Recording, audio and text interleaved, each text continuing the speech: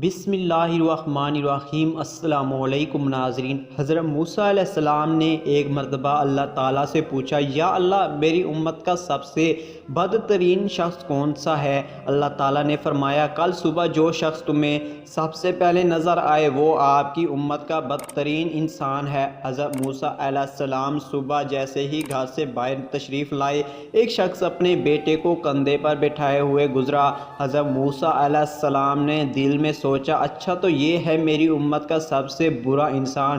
پھر اللہ تعالیٰ سے مخاطب ہوئے اور کہا، یا اللہ میری امت کا سب سے اچھا انسان کون سا ہے، اسے دکھائیں۔ اللہ تعالیٰ نے فرمایا، شام کو جو شخص سب سے پہلے آپ سے ملے وہ آپ کی امت کا سب سے بہترین انسان ہے۔ حضرت موسیٰ علیہ السلام شام کو انتظار کرنے لگے کہ اچانک ان کی نظر صبح والے بدترین انسان پر پڑی۔ یہ وہی شخص تھا جو صبح ملا تھا۔ حضرت موسیٰ علیہ السلام سے کلام کیا، یا اللہ یا رب الکریم، یہ کیا ماجرا ہے؟ جو شخص بدترین تھا وہیں سب سے بہترین کیسے ہو سکتا ہے؟ اللہ تعالیٰ نے فرمایا، صبح جب یہ شخص اپنے بیٹے کو کندھے پر بٹھائے جنگل کی طرف نکلا تو اس کے بیٹے نے اس سے پوچھا، ابا کیا اس جنگل سے بڑی کوئی چیز ہے؟ اس نے کہا، ہاں بیٹا، یہ پہاڑ جنگل سے بھی بڑے ہیں۔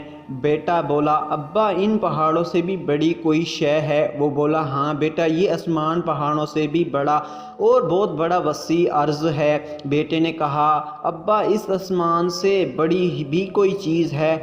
باپ نے ایک سردہ آہ بھری اور دکھ بھری آواز میں بولا، ہاں بیٹا، اس آسمان سے بھی بڑے تیرے باپ کے گناہ ہے۔ بیٹے نے کہا، ابا تیرے گناہ سے بڑی بھی کوئی چیز ہے؟ باپ کے چہرے پر ایک چمک سی آ گئی اور بولا، ہاں بیٹا، تیرے باپ کے گناہوں سے بہت بڑی میرے رب کی رحمت اور اس کی مغفرت ہے۔ اللہ رب العزت نے فرمایا، اے موسیٰ، مجھے اس شخص کا اعتراف گناہ اور ندامت اس قدر پسند آیا کہ میں نے اس بدترین شخص کو تیری امت کا بہترین انسان بنا دیا۔ میں نے اس کے تمام گناہ نہ صرف معاف کر دیے بلکہ گناہوں کو نیکیوں سے بدل دیا۔ اپنے رب کے سامنے رونا اور اعتراف گناہ کرنا، عاجزی سے اس کے سامنے خود کو جھکا دینا بہت بڑا عمل۔ رسول اکرم صلی اللہ علیہ وآلہ وسلم نے فرمایا، گناہوں سے توبہ کرنے والا ایسا ہے جیسے اس نے کوئی گناہ کیا ہی نہ ہو۔